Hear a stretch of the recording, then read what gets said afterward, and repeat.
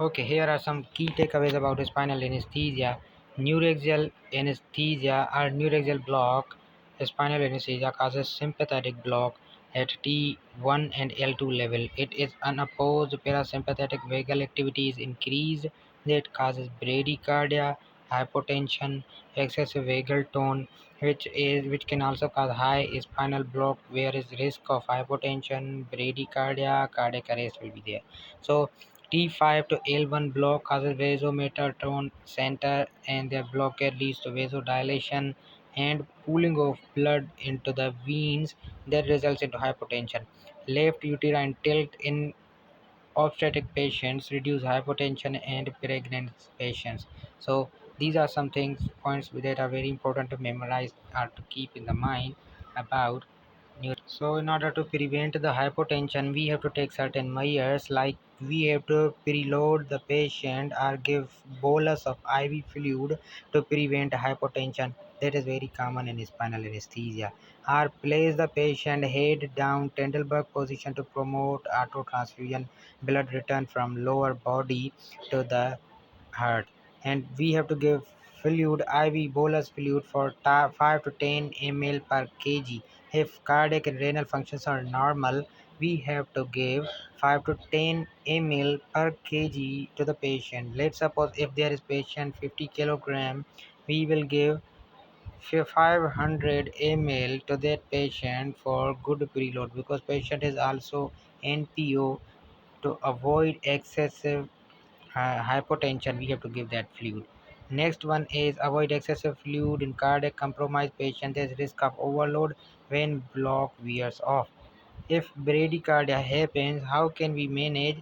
Excessive bradycardia can be treated with 0.5 mg IV atropine anticholinergic. It blocks vagal tone and promotes cardiac acceleration. Other management is vasopressor management. Drug A is phenylphrine direct alpha agonist. Vasoconstrictors increase systemic vascular resistance and cause reflex bradycardia. First line in obstetric hypotension. Phenylphrine is given, ephedrine is given. It is mixed with alpha beta agonist and increase heart rate contractility when bradycardia coexists with hypotension. Norepinephrine is given in spinal induced hypotension. Onset ondansetron should be given to prevent 5-HT3 blocking blunt or vomiting. And then there is a basal GRH reflex prevention should be done. And then for pulmonary manifestation, minimal direct effect on breathing is there. Phrenic nerve can be phrenic nerve not affected and diaphragm function will be intact even if high thoracic block. Tidal volume remains unchanged, only slight in vital capacity due to loss of abdominal muscle tone as happens. Patient with chronic lung disease, they rely on accessory muscles, intercostal muscles and abdominal muscle for breathe. Higher spinal or epidural block may weaken these muscles and cause ventilation insufficiency, cough secretion. So we have to clear in order to prevent the risk of pneumonia. We have to look at the COPD, restrictive lung disease, limited respiratory reserve volume for the patient, and then we have to proceed.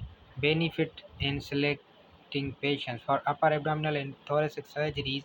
Thoracic epidural analgesia with a diluted local anesthetic and opiates should be given to manage postoperative pain, pneumonia, renal failure, respiratory failure, ventilation, duration, and oxygenation should be done. So these are some very important things that you have to keep in the mind for spinal anesthesia, like hypotension occurs due to sympathetic block, venous pooling and tenable position or fluid or vasopressors. Epinephrine adrenaline should be given to the patient. Bradycardia should be treated with atropine. In obstetric hypotension, sympathetic block results into arteriocaval compression. So phenylphrine is drug of choice. Pulmonary changes are minimal, and postoperative benefits in epidural or thoracic epidural improve lung functions and in pneumonia patient. So these are some very important points that you have to keep in the mind about spinal. GIT manifestation are sympathetic block or vagal causes vagal dominance, and it causes small contracted gut and peristalsis will be active. Increased motility will be there, and clinical effects are improved surgical field in intestine, and there is post-operative epidural analgesia uh, can be done. It fast return of bowel, less post-operative ileus, and other complications will be less. So in hepatic blood flow, mean arterial pressure and hepatic blood flow will be uh, normal, and urinary tract renal function maintained by autoregulation. If BP is normal, minimum direct renal impairment or neuraxial block, minimal effect on the kidneys. Clinical factors are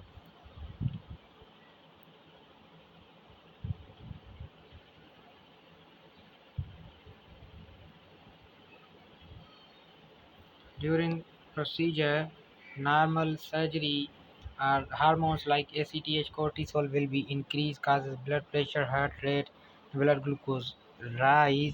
Renin-angiotensin aldosterone system causes fluid retention. Cytokine release causes inflammation and immune suppression. And clinical picture will be patient will have hypertension, tachycardia, hyperglycemia, protein catabolism, suppressed immunity, and altered renal function.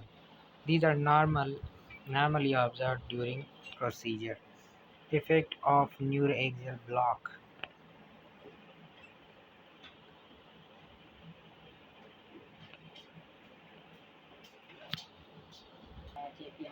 So spinal anesthesia is beneficial in lower abdominal surgery, inguinal surgery, urogenital, rectal, lower limb and lumbar surgery, lumbar spinal surgeries, and occasionally there is upper abdominal surgery like gastrectomy, but difficult to achieve adequate sensory level. It is less common.